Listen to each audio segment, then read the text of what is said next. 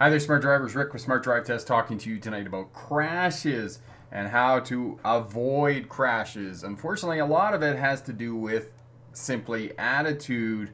You know, the saying, just because you're right, you could be dead right. Stick around. We'll be right back with that information.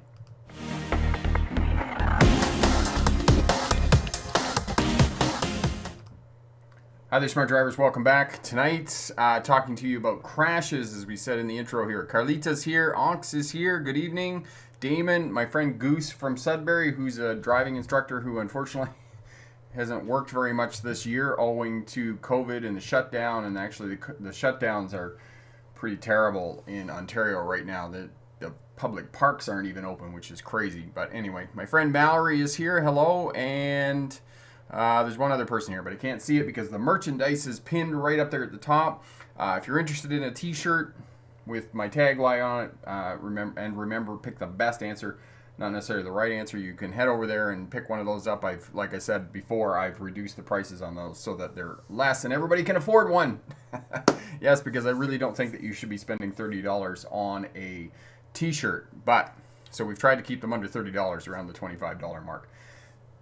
Couple of things down in the description. Hello, my friend Tim. How are you? Down in the description is MAD's contract for life. If you are a new driver, a young driver, I really encourage you to go over there and pick that up. If you're a parent with teens, new drivers, I encourage you to go over there and pick that up as well. MAD's contract for life. And essentially what it is a contract between parents and new drivers or other people, guardians or those types of things. Essentially, if you're out and you're drinking or you've been imbibing or you've been, now that marijuana is legal, any of those things and you're unfit to drive, it's simply a contract that you can call your parents, your guardian, your friend, whoever you signed the contract with and say, listen, I need a ride. Can you come get me? It doesn't matter where you are, what time of the night it is.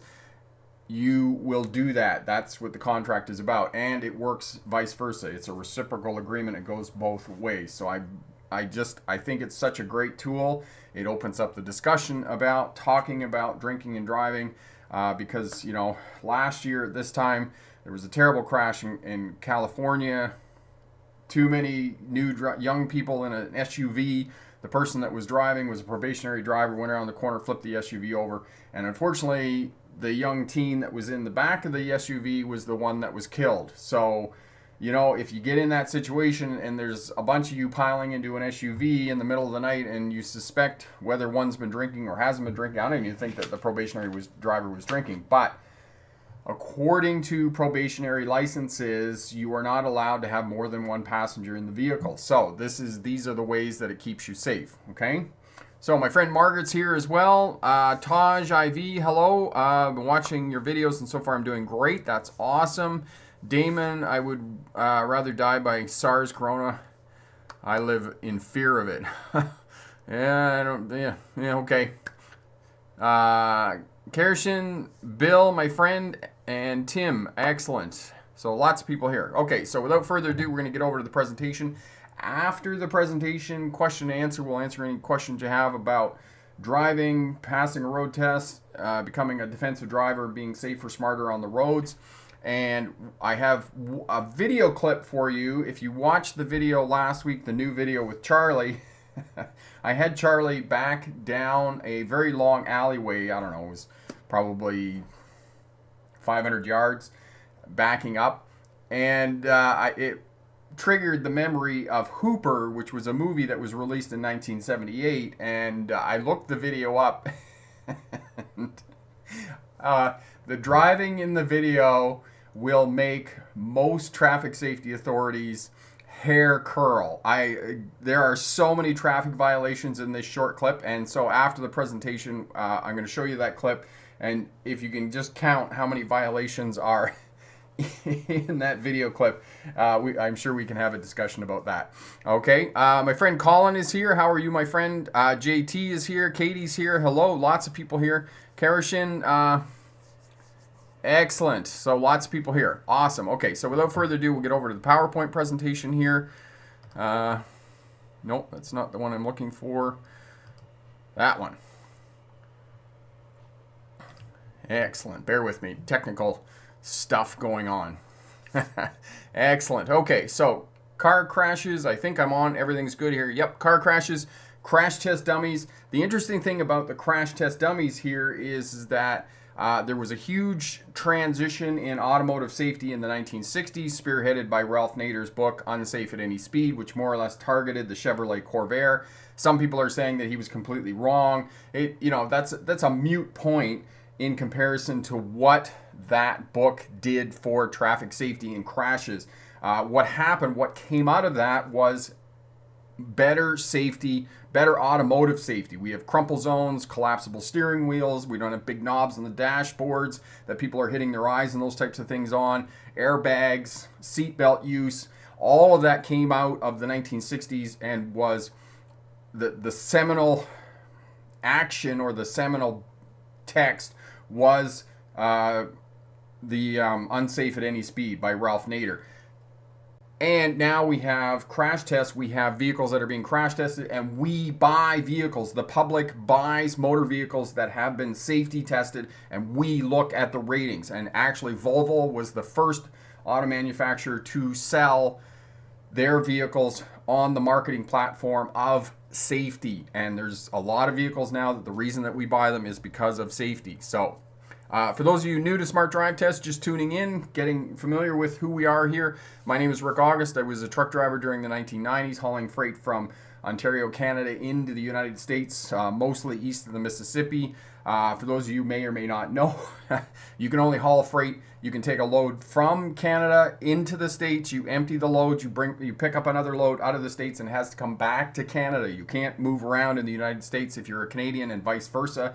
You can't drive around and deliver loads and drop loads off and pick loads up in Canada if you're an American. That's called cabotaging, and it's highly illegal. So you can't do that. So you have to drive into the States, pick up a load, or into the States, drop your load, pick up another load, and then come back. So that's what I did. While I was going to university in the early 2000s in Melbourne, Australia, I drove buses for Greyhound, so I have bus experience as well. I became a licensed commercial driving instructor in 1997. Graduated with my doctorate in legal history in 2006, and my expertise is in policing as it relates to traffic. And in 2015, I started the Smart Drive Test YouTube channel, and it's been wildly more successful than I could have ever imagined. So that's me and Smart Drive Test in a nutshell.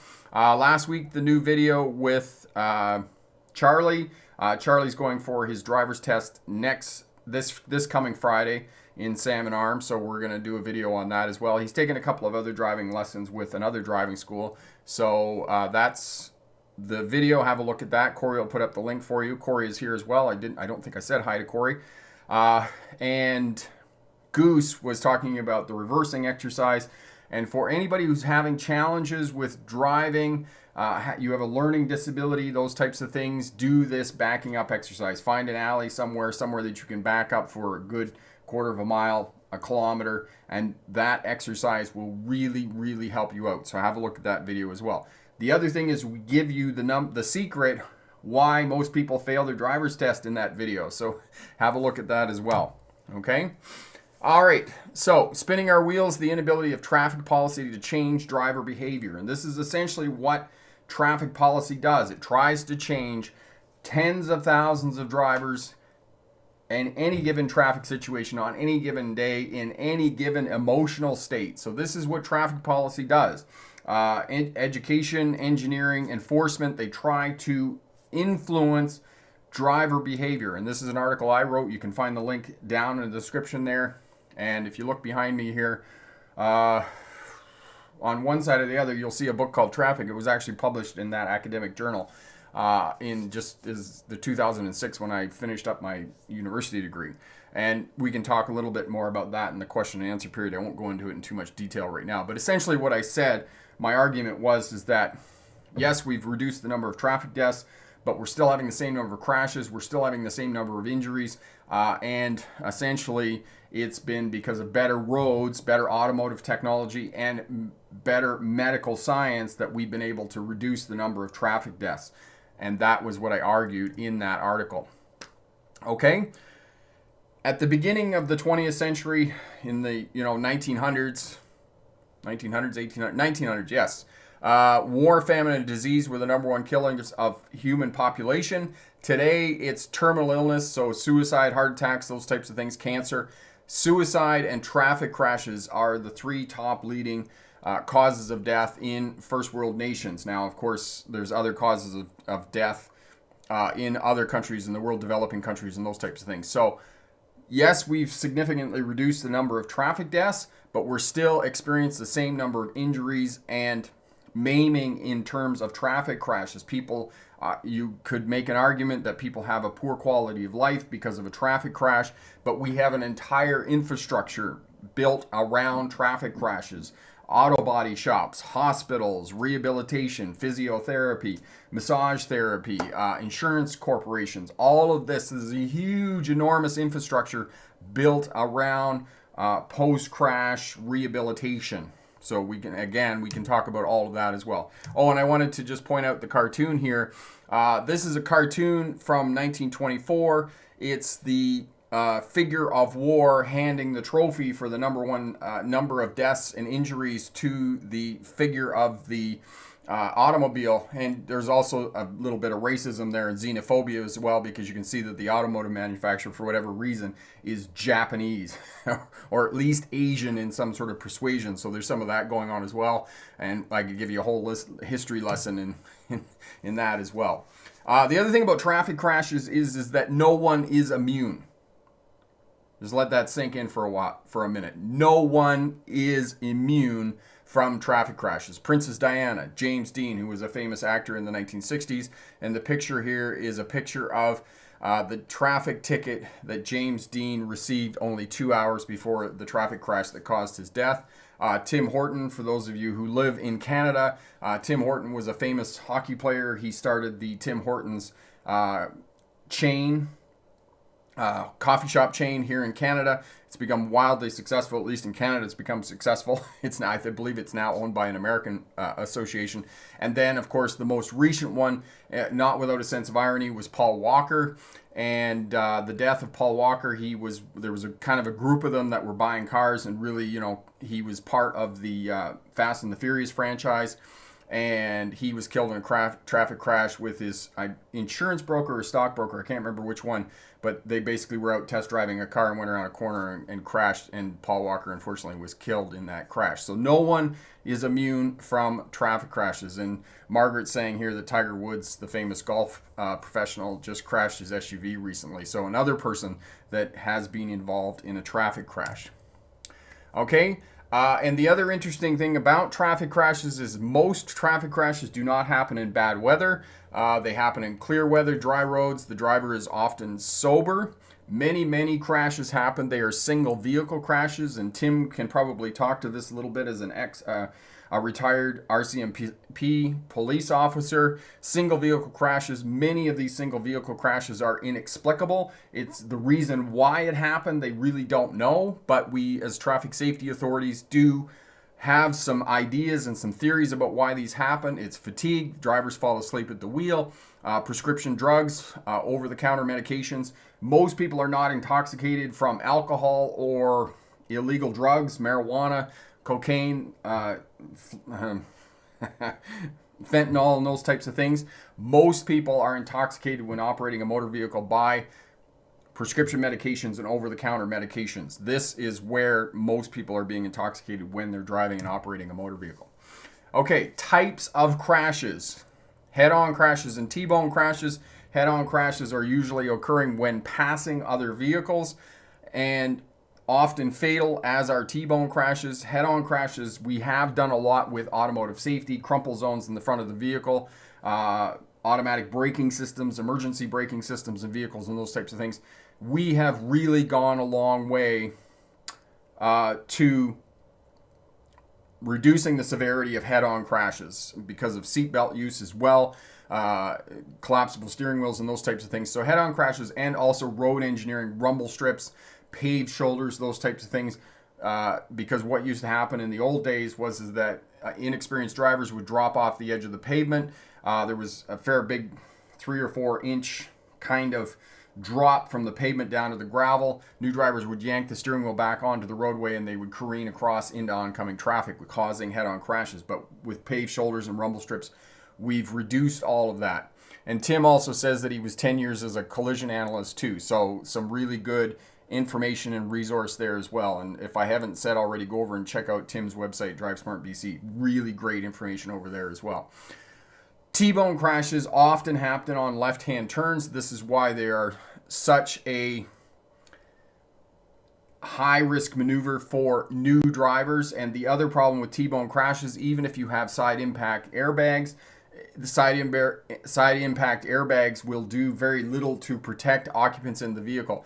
I was talking to a medical authority some months ago about T-bone crashes and the fact that it's often a husband and wife in the front of the vehicle and the spouse is killed because of the T-bone crash. So you've got a husband or a wife in the hospital and their spouse has just been killed because they misjudged the gap on a left-hand turn and their spouse was killed in a T-bone crash. So rear-end crashes, side swipe crashes as well. And Tim is saying rear-end crashes are epidemic in BC according to injury lawyers, far outnumbered other types. Rear-end crashes, yes, soft tissue damage.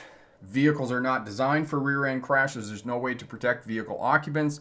And so there is a video here on the channel, and Corey will put that up for you in terms of rear-end crashes and how to avoid those. Side swipe crashes are less common amongst the types of crashes, and as well I would argue that there are less injury and fatality associated with side swipe crashes, often because both of the vehicles are traveling in the same direction, often at the same speed. So there tends not to be the amount of energy dissipated through the interior of the vehicle and into the body of the person. Okay, so these are the types of crashes, and as I said, the first two are often fatal. The rear end crash often results in long-term soft tissue damage in the neck, shoulders, and spine is what happens with those crashes.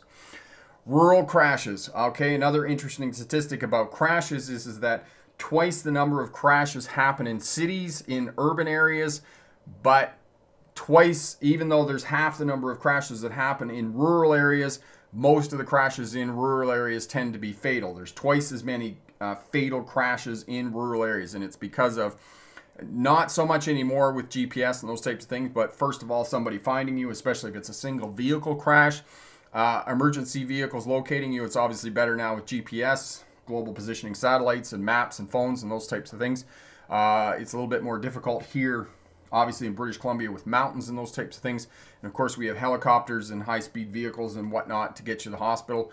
We also know about the golden hour in terms of trauma, that we have to get people who have sustained serious injuries into hospital rooms within the first hour. So we understand all of that in terms of medical science. And then of course, many of the single vehicle crashes happen in rural areas. And if it's a single person in the vehicle, or they've been ejected from the vehicle or outside of the vehicle, sometimes they may not be found for a couple of hours. And if they're not found for a couple of hours, then they're not going to survive the crash. Top 3 reasons for crashing: failing to yield, following too close, and speeding. And I put speeding at the bottom because if speeding, in my mind, was the reason for most crashes, then we would have more crashes on freeways, because freeways are run at high speeds. We now have the Trans-Canada here in British Columbia running at 120 kilometers an hour, which is about 75 miles an hour. We haven't had a significant increase in crashes along the Trans-Canada Highway. So I would argue that the top 2 reasons are failing to yield and following too close behind other vehicles. But I'm not completely dismissing the fact that speed does contribute to the severity of a crash on the roadways. So know that as well. Okay? Intoxication, and this is why I'm going to show you the the clip from Hooper here after the presentation in terms of the late 1960s. By the late 1960s, traffic crashes and fatalities had completely gone off the chart. It was no longer acceptable, and authorities, traffic safety authorities, politicians, and other experts were forced to do something. They were forced to bring about social change. And some of this came about from grassroots. And I talked about Mad's contract for life at the beginning, and drinking and driving was off the, it was completely unacceptable. It had completely gotten out of hand, and a lot of people were dying because of people drinking and driving.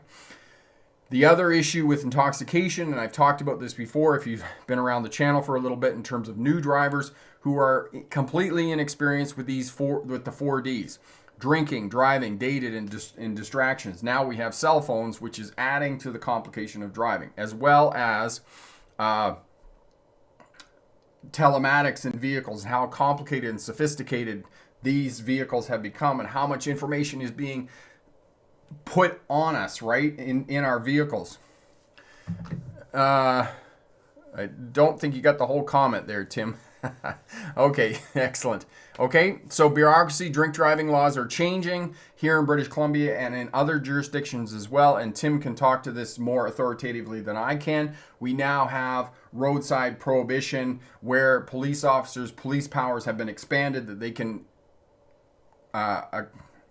take away your vehicle for 96 hours, a period of time, and it doesn't have to go to court, because unfortunately most of these drink driving charges have bogged down in court and haven't been effective. And here in British Columbia, it's now being effective that police are now able to get some of these drunk drivers off the road. And I did talk about contract for life. Corey put the link up for that. Definitely have a look down in the description and have a discussion around that contract for life, so that you're not drinking, driving, or intoxicated while you're driving a motor vehicle, or you're simply just too tired to drive, period. All right. As I talked about at the beginning, about the fact that a lot of safety features came out of the 1960s, crumple zones, safety glass, breakaway steering columns, safety restraints, which is essentially seat belts, airbags. All of these are safety features. We now have better tires, better suspension, better brakes, the vehicles overall. And now we have a lot of other features as well. Emergency stopping with, forward collision and those types of things. So there's a lot of things that are going on with cars now that are keeping us much, much safer. Okay. And then medical advances, keeping people alive. Most of these medical advances came out of the Vietnam War in the 1960s. They learned about trauma. They knew about how they learned about how to get people into surgery as quickly as possible, which completely increased their chances of surviving a crash. So now all of this is happening with medical science. All right, so that's essentially a nutshell, an overview of crashes, and we can talk more about this in the question and answer period and any other questions you have about driving and those types of things. So good luck on your driver's test, and remember, pick the best answer, not necessarily the right answer. And we'll just get back over here. There we go. Okay, and Tim says some recent speed increases on BC highways were rolled back due to an increase in collision. Okay, so... and that totally makes sense, Tim, and I would agree with some of those rollbacks, because some roads are just not designed for that. For example, I don't know about British Columbia, and I couldn't speak to any of the roads that the speed limit has been rolled back, but in Australia, for example, the Great Ocean Road, which runs along, obviously, the ocean in Victoria, in the state of Victoria, the speed limit there is 80, and there's lots of places on that roadway where the speed limit should not be 80, that's for sure. Goose, thanks. Oh, you're most welcome, my friend. JT, do side airbags even do anything? JT, it would very much depend on the type of vehicle, whether a side impact airbag would do something. Obviously, it's going to some of the, lateral movement. If you get T-boned, it might do something. But as I talked about with T-bone crashes, the problem with it is that the vehicle, there just really isn't anything there to protect you. It's not like the front of the vehicle, where if you're in a front crash, that whole engine compartment now is designed to completely disintegrate and dissipate that energy from the vehicle. And how it does that is... okay, so there's 3 crashes that occur when you're involved in a crash. Okay, so your vehicle comes to a stop, and that energy has to be dissipated. You're traveling at the speed of whatever the vehicle is traveling. So say, for example, 70 kilometers an hour or 35 miles an hour. Your body has to come to a stop, often against either the safety restraint or the inside of the vehicle. And then your internal organs have to come to a stop, and your internal organs come to a stop against your chest cavity. And this is why people sustain internal injuries is because they get a punctured lung or something else is bleeding inside their body, and because your organs crash against your chest cavity. That's the last part of this. So with crumple zones on the front of the vehicle, that energy is dissipated before it reaches the cabin of the vehicle. Now on T-bone crashes, there's simply nothing there. There's no space. There's no room between you and the side of the vehicle, the outside of the door. The door is only this thick. It's a thin piece of metal on the outside and it's a thin piece of plastic on the inside. There's nothing in that door. So the distance between you and the outside of the door is only about 12 inches, about 35 centimeters. It's not very much. So there's not a distance over which you can dissipate the energy of the crash. The other problem with T-bone crashes is that oftentimes when the vehicle hits, it doesn't hit square. It hits on an angle. So you get all of that concentration of the energy on a single point. And it makes the impact more severe than if it was this way, because then the energy would be spread out along this, whatever the distance is, 8 feet or 9 feet across the front of the vehicle. And this is what happens with head-on collisions, is oftentimes the energy is dissipated over a distance across the front of the vehicle. So Tim just reminded me, it's not just your internal organs that are bouncing off your chest cavity, it's also your brain inside your skull, which is moving around. And the other thing about your brain, thank you Tim for reminding me that, is your brain is very good at going this way, backwards and forwards. We can deal with that shock. The brain, for whatever evolutionary reason, is not designed to go sideways. And that's the other piece about the T-bone crash is that your body and your skull are going this way because the impact is this way, it goes this way, and your brain is going that way, so it's going to slam into your skull. So if it's backwards and forwards, it's better, but if it's this way, you're going to sustain a brain injury. So there's all kinds of horrible things that are going on in cars that these crash tests that are now being performed with vehicles is getting much better, and some of the vehicles are doing better jobs, or some of the auto manufacturers are doing better jobs than other manufacturers in terms of creating safety, internal cabin safety, and those types of things. Goose says, my mother survived a crash. The seatbelt broke her rib cage and bruised her heart, but it saved her life. And yes, and that's what's going to happen. And airbags too have improved tremendously. When airbags first came out in the late 1980s, and here's another interesting trivial bit of information about airbags. Airbags first were patented, the first patent on airbags came about in the 1950s. The first airbags weren't mass produced on vehicles until the late 1980s. And in the late 1980s and through the early part of the 1990s, a lot of people in head-on crashes sustained severe injuries, severe facial injuries.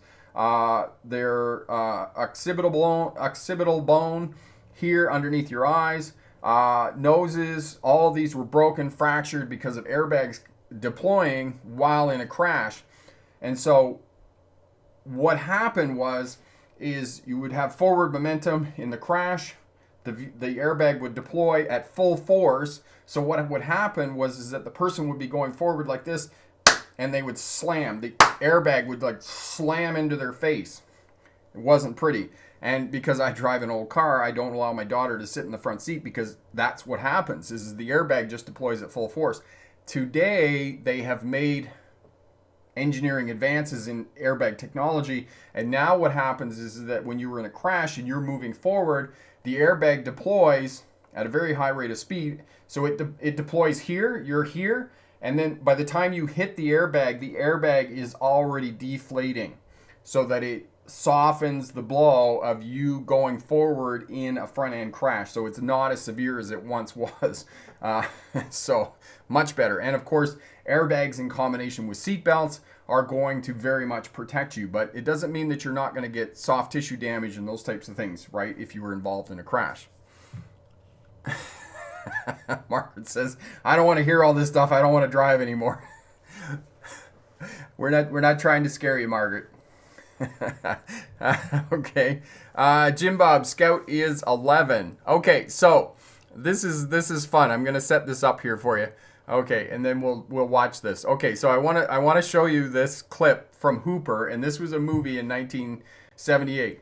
And now in the first opening frames of it, uh,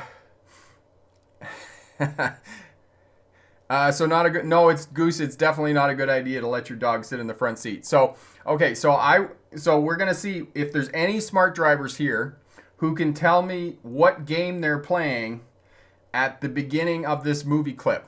Okay, so that's what we're gonna do. All right, so here we go.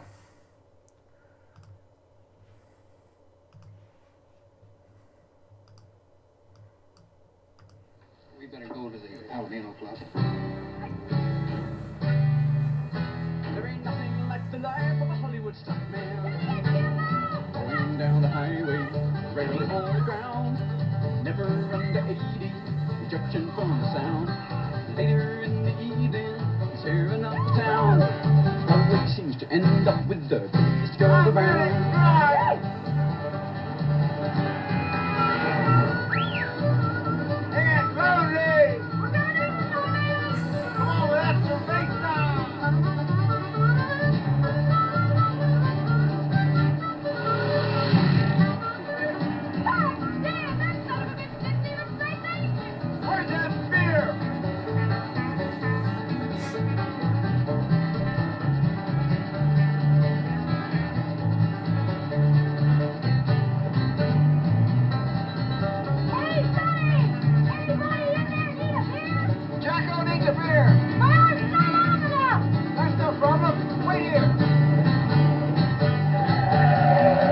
Used to tell him he ought to settle down, find a steady woman, land a job in town.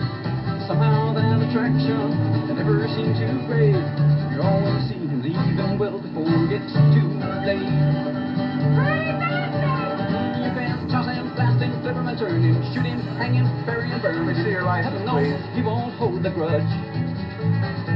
He'll look you in the eye and tell you with a smile there ain't nothing like the life of a Hollywood stuntman, stuntman, stuntman, stuntman. All right, so who can tell me? Here we go. Okay, get back over there. Excellent. So who can tell me what's the game that they're playing at the beginning of that video clip? We'll see what happens. Okay. So Goose is Smokey and the Bandit. Actually, Goose, this came out after Smokey and the. Okay, yeah, okay. YouTube is telling me I can't play the video. So anyway, I don't know how much of the video you saw. Ben Lyson, beer drinking. Okay, you have to realize this is the 1970s. Drinking and driving was part and parcel. When I was growing up, my stepdad had a beer between his legs the whole time he was driving. Every weekend we went up to the trailer and whatnot, and he had he had a beer between his legs. That was just part and parcel of driving. Okay, Jim Bob, following too close. No, they're actually playing a game at the beginning of that video clip. Anybody know what it is? Vladislav, Suicide Bingo. That might be a different kind of game, but they're playing something else. Horses Shop, got it. They're playing bumper tag. That's exactly what they're doing. And my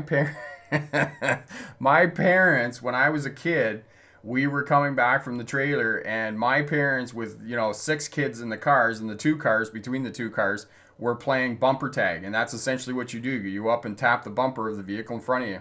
So Goose, my dad had a 6-pack between the seats before 1976.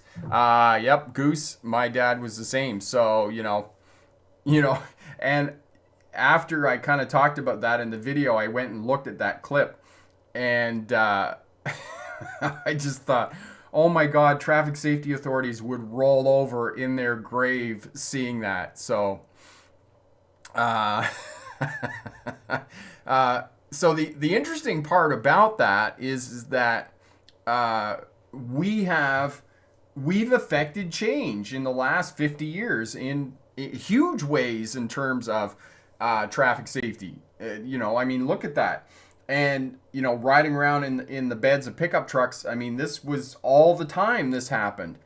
HC, how are you, my friend? Isn't that dangerous? Ben, of course it's dangerous. It's tremendously dangerous. They're drinking, they're driving. They're drinking, they're driving, and my parents, when I was a kid, it was called gravel running in Ontario. When I grew up in Ontario, it was called gravel running. You go out and you have a case of beer, you go out on the gravel roads in the country and drive up and down and drink and have parties in the cars and those types of things. It was part and parcel of driving culture, and it was just, it's interesting to see, if you kind of look back 40, 50 years, how much we have affected change. Now it's completely socially unacceptable to drink and drive, whereas 50 years ago, it was socially acceptable to drink and drive in the vehicle. It was socially acceptable to play these games on the road, bumper tag and these types of things. Vladislav, exactly, mandatory child safety seats. And I can, I'm old enough too to remember when safety belt laws first came out, and my parents, and I could probably dig up traffic safety videos, and I'm sure that Tim could point out some traffic safety videos too, that people were against wearing seatbelts because they believed that if the car went off into the water, that they would drown. They couldn't get their seatbelts undone, or if the car caught on fire, which was something that did happen 50 years ago. Thus, we have the firewall, which is the wall between the engine compartment and the front of the cabin. Vehicles caught on fire that people believed that they wouldn't get out of their cars because of safety restraints. So people were against wearing safety restraints. I can remember my stepdad disassembling, or not disassembling, but taking, because when the seatbelts came out, we still have them, of course. Now there's vehicles that won't even go into gear if you don't have your seatbelt hooked on, fastened. But the annoying buzzer in the light, my old man would go in and disconnect that so that he didn't have to wear his seatbelt when he was driving. So, Tim says it still goes on. Walk beside the road today and count the liquor containers in the ditch. Exactly, and that is an excellent point that Tim is making about people drinking and driving in vehicles. I mean, this time of year with the snow melted in spring here now, you just go down and you can find the number of cans and beer bottles and liquor bottles in the grass and those types of things, in the ditch rather. It was what Tim is saying. This still goes on. For whatever reason, people are not getting the message about drinking and driving. Mallory, the video should be a good lesson on what not to do behind the wheel. Yes, Mallory, absolutely. It's a video of what not to do. But, interesting enough, putting that video in place, because Smokey and the Bandit came out in 1976. Hooper, there was another one with Burt Reynolds called Gumball Rally, and then, of course, The Dukes of Hazzard came out, which was loosely based on Smokey and the Bandit. All of those movies with just this horrendous driving in them. These were movies that I grew up on, and here I am, 40, 50 years later, teaching traffic safety and being socially responsible and those types of things. So all of this is going on. Tim says, I regularly heard the excuse for seatbelts from truckers. Interesting. You can still go through the windshield in a big truck. So Jim Bob says seatbelts save lives, and they totally do. There's absolutely no doubt about that. They reduce injury and fatalities. The other piece that came out of the automotive safety revolution in the 1960s was many children were riding in the front seats of vehicles, and they had these large radio dials and knobs and switches on the dash. The child in the vehicle would be jettisoned forward in the cabin and lose an eye on one of the knobs, the radio knobs or the dials or something else because of the crash. So just crazy things happening. And Margaret says, French Connection car chase through the streets of Queens, New York. Yes, and Margaret, wasn't French Connection, wasn't that the first time that they had a car chase where they went the wrong way on a freeway? Am I remembering that correctly? I think I am. Unstoppable. Jim Bob, are you talking about the train movie with Denzel Washington and Chris Pine? Is that what you're talking about, Unstoppable? Ben, I love Smokey and the Bandit for TV show. My dad and I watched it together. It said that at the back of a fire truck. Jim Bob. Okay, Jim Bob, it was also a movie with Chris Pine and Denzel Washington in it trying to stop a train. So, some of these just crazy movies. And the other interesting thing, you're talking about Smokey and the Bandit for just a minute. I figured that out one time. The distance that they were going from Atlanta, Georgia to Texarkana, Arkansas, that truck, had they made that run in 28 hours, I think it was 28 hours they made the run. I think I figured it out once. They had to maintain an average speed of 85 miles an hour for that whole run. I was just thinking, oh my God, 85 miles an hour in that Kenworth fully loaded with beer. That would be a tall order. A-Pick, what to do if I get sideswiped on the 401?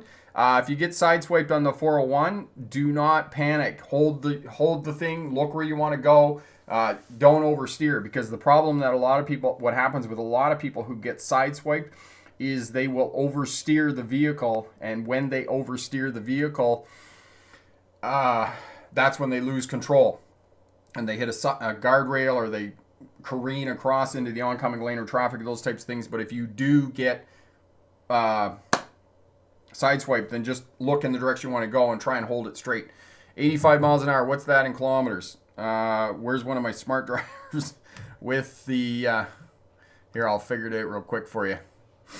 85 times 1.67, no, one backspace, 62137, 137 kilometers an hour, Goose. No, 138 kilometers an hour. So you'd have to average 138 kilometers an hour for the whole trip. Guys, wear helmets now. Ben, that's only in the state of Minnesota and a couple of other states where they don't wear helmets.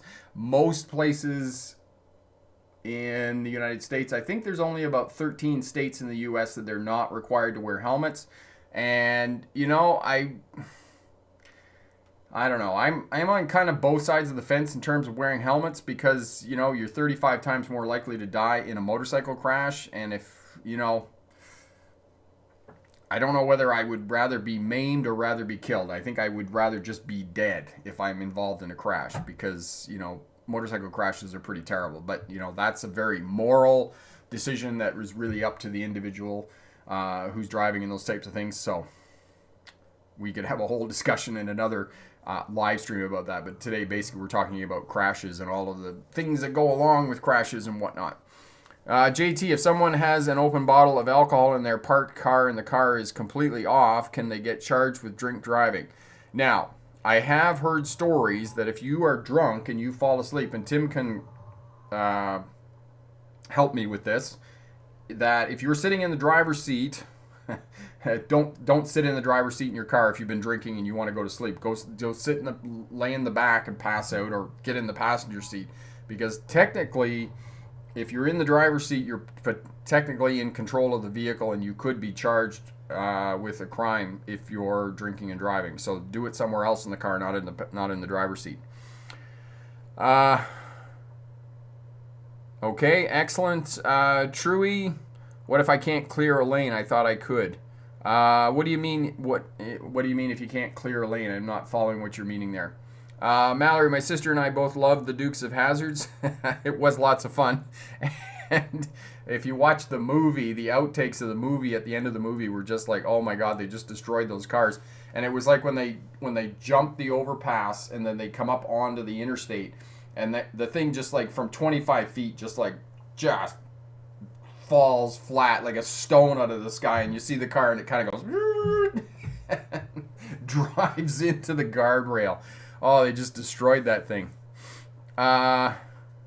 Tim says in Canada, possibly. Okay, so that is a possibility.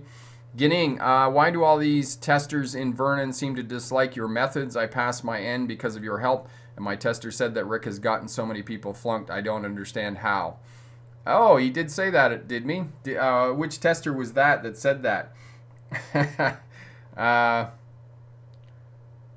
APIC, how do you determine the safe distance when making a left-right hand turn in the controlled intersection? So APIC, when you're driving slow, you always want to stay back so that the tires make clear contact with the pavement. So you can see the vehicle in front, you can see the tires making clear contact with the pavement, okay?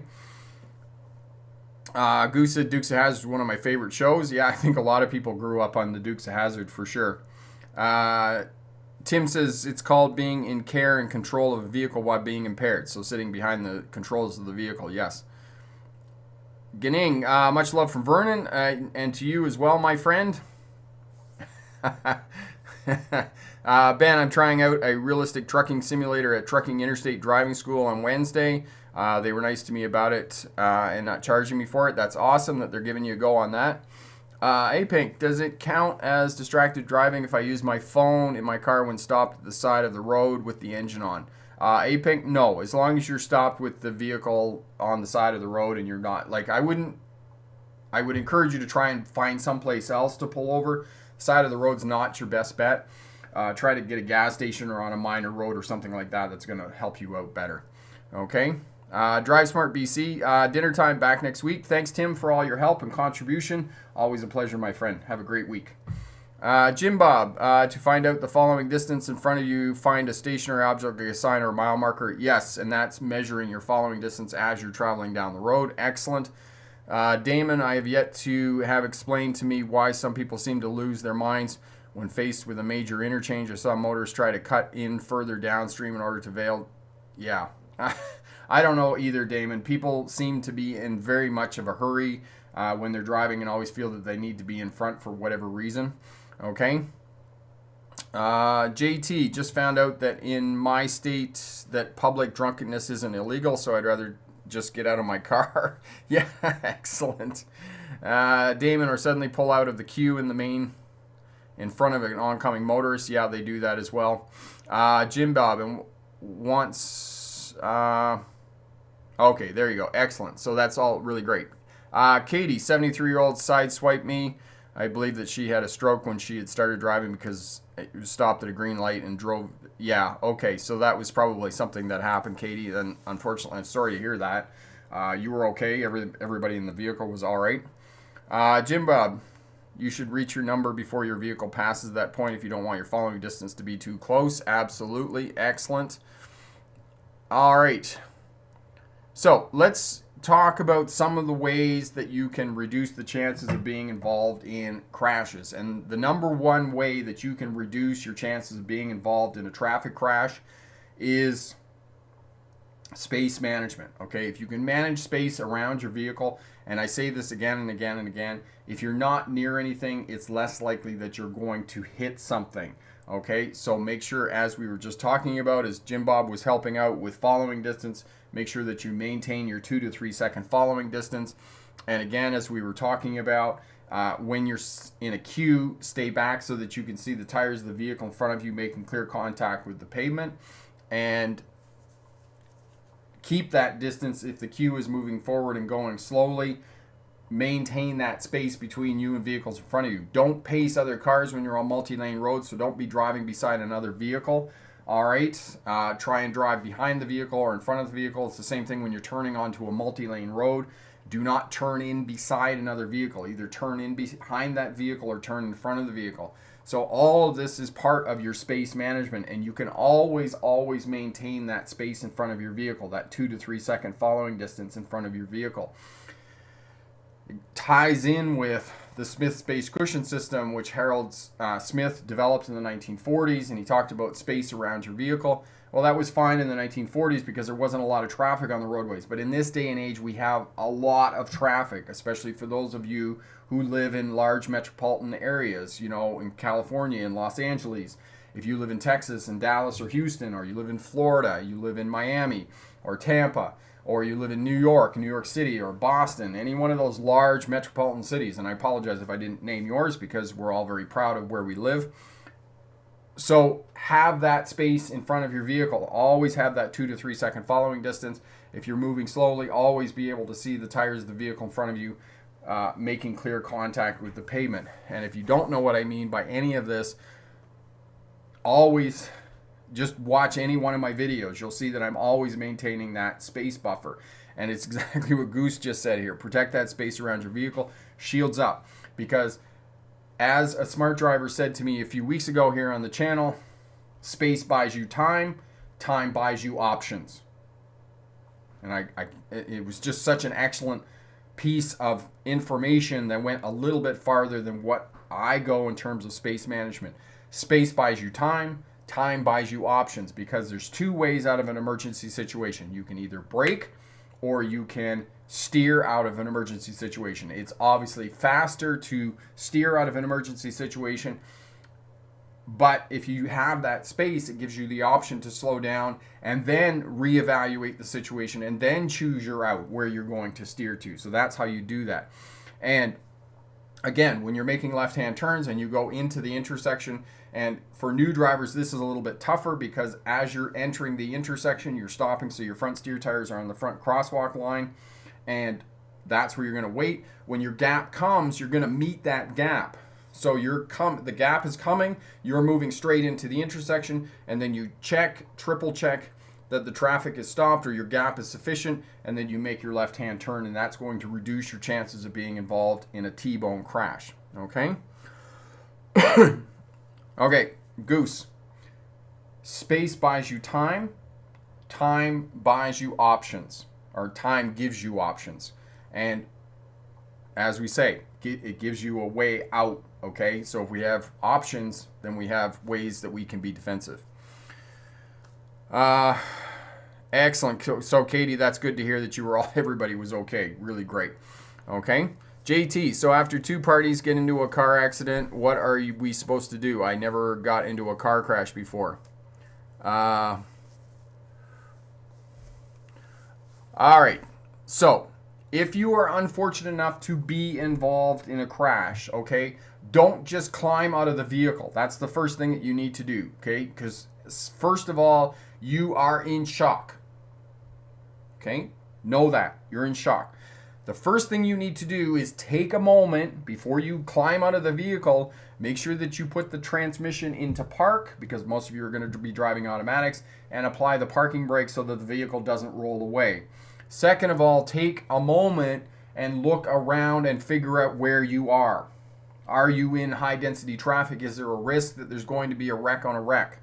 Okay? So before you go climbing out of the vehicle because you've been involved in a traffic crash, make sure that first the vehicle is secure. Second, make sure that you're not going to be involved in another crash, okay? And this is another reason on left-hand turns why we keep our steer tires straight. We keep our steer tires straight so we're not driven into oncoming traffic, because if you preempt the turn and you turn your steering wheel to the left and you get rear-ended, as we've talked about previously, you will be driven into oncoming traffic, okay? So, involved in a crash, take a moment, secure the vehicle, and then take a moment, figure out where you are. Get out of the vehicle, and you're in shock, and I have seen this before in traffic crashes. One person comes out, and they come out swinging. They're angry, they're upset, and they are very mad about the fact that they feel that somebody else caused the crash. So everybody needs to calm down. Everybody needs to CFD. Okay? Calm down. Secure the area, put up pylons, call 911. I can guarantee you that in this day and age, by the time you get out of the vehicle and somebody is going to call 911, 6 people have already called 911. The EMTs are on their way. All right, so make sure that there aren't other vehicles around. Put out reflective pylons and those types of things.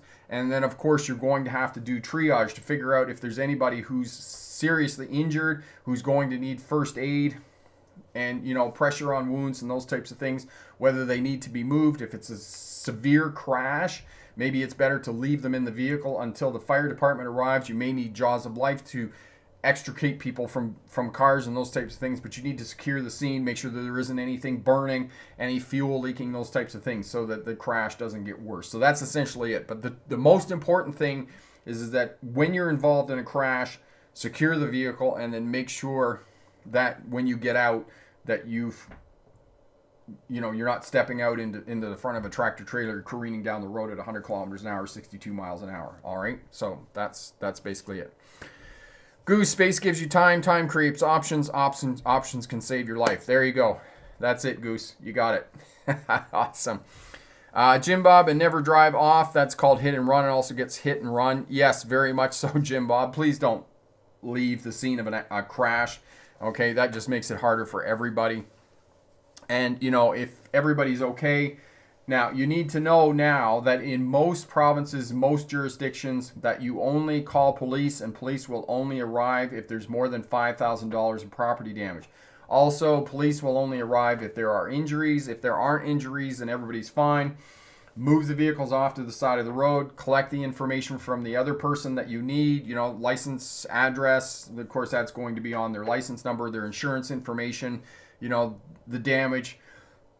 Take pictures. Also draw a diagram, because pictures all together will not give you the whole scene of what happened. So draw a diagram. That way it's going to be easier for insurance people to figure out what they need to do and those types of things.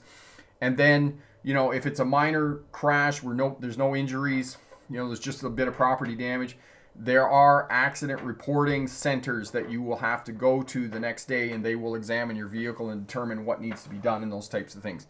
So most places it's going to be more than $5,000 in damage before police will arrive on the scene, or there's injuries, or there's fatalities, or emergency crews have been called and whatnot, okay, in terms of a crash. Pebbles, when green arrow is on, means no pedestrians can cross your path.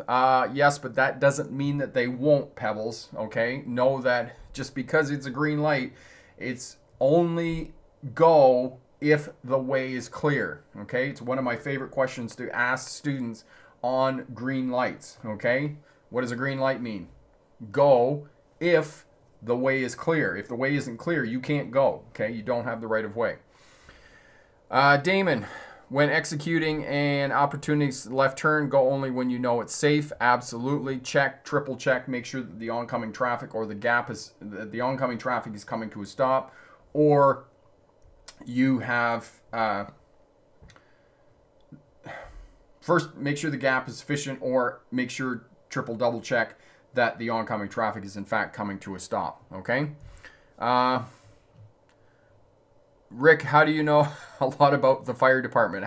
I trained a lot of firefighters when I was working driver training, because we have a lot of firefighters who come in and have to get their license. So, of course, you're driving around, you're always talking to them in the vehicles and those types of things. So, yeah, I know a fair bit about it. Ben, my friend, I was part of the Metro Mobility accident a few years ago, but nothing serious happened. Just the guy was trying to back out of his driveway and didn't want to wait for drivers to move out of the way, so he plowed into them, unfortunately. Epic, here's another question I'm going to ask you, Rick. What happens if you get involved in a crash with a tractor trailer? Insurance company covers the damage until, just like a car. Yeah, it's essentially the same. The other difference, Epic, is in the United States, truck drivers are drug tested, and there's 3 times that you're going to be drug tested as a CDL driver in the United States. Post-employment on a random, so drivers will go into a pool. 50% of that pool has to be tested for drugs annually, and 25% of the pool has to be tested for alcohol. And then post-crash. So if you post-crash as a CDL driver, you will also be tested for drugs as well. And there's a video here on the channel, and Corey will stick that up for you as well, so you can have a look at that in terms of drug testing in the or being involved in a crash as a CDL driver in the United States. Okay, Michael, what is your experience driving in Alberta, or is it cities? Michael, I had a fair bit of experience driving tractor trailers around Edmonton. I've driven in Calgary just recently, had a drive there. And I did a video with Nelson Chateauneuf at South Trail Driving School there in Calgary. So have a look at that as well. So I've done a bit of driving in Alberta. Michael, what is your experience driving? Okay, just answered that question. Kevin, still don't understand when I can make a turn on red, so I would always wait until the green light. No, Kevin, you can turn right on a red light. You have to come to a stop, complete stop at the stop line first, and then after Stop completely, give way to all other pedestrians and road users, and then you can proceed. And again, Corey will put the video up for you on making a right turn on a red light. Oscar, I'm worried. I've been studying for my permit test. Oscar, there's a couple of videos. Have a look at those as well. And Mallory, don't turn left onto the street you're turning onto when someone's in the crosswalk of the street you're turning onto. Absolutely. Excellent point, Mallory. Thanks for that. Pebbles, when getting gas, do I have to leave my car at the pump when going inside? Pebbles, yes you do. And there's a video here on pumping fuel as well, and Corey will put that up and help you out as well. Excellent. So we're at the top of the hour. If you have any questions, you're watching on the replay, leave a comment down in the comment section there and definitely help you out. So, and as Jim Bob just reminded me, right on a red turn, make sure that there aren't any signs prohibiting the turn. If you have any questions, leave a comment down in the comment section there. If you've passed your driver's test in the last week or so, congratulations on that. You have a test coming up this week. Good luck on that. If you have any questions about any of that, driver's test, driving, becoming a CDL driver, leave me a comment down in the comment section. We'll do what we can to help you out. And remember, pick the best answer, not necessarily the right answer. Have a great night. All the best. Bye now.